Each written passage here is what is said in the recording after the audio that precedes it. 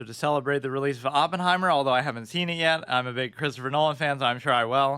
There's a short story I wrote about 10 years ago that was inspired by this video that I can almost guarantee is partly the inspiration for the movie itself. The fact that when anybody saw this, it seems so dramatic and perfect that it almost feels like it was from a movie itself, where he goes over the Bhagavad Gita and he quotes, I am become death, destroyer of worlds, Hindu scripture, basically analogizing his making of the atomic bomb. So my favorite moment went something like this. It was like cutting together two scenes of right when they make the bomb and then right when they launch the bomb and see the destruction it causes. So the one before it, they're saying they're celebrating, everybody's happy. He even says in here, like, few people laugh, few people cried. So some people are celebrating and bragging. We have made war obsolete. Now peace will be total. And then it cuts to after. We have made war inevitable and peace impossible. Or like an alternate could be like the game of war is now obsolete. Have we made war impossible or inevitable? And will the next be our last? So it's basically the idea that, what's to celebrate is that it's the ultimate equalizer. Like throughout history, anytime a country that was stronger than another wanted to attack and subjugate them, they could just do it. There was no way to stop it. But now with this advent,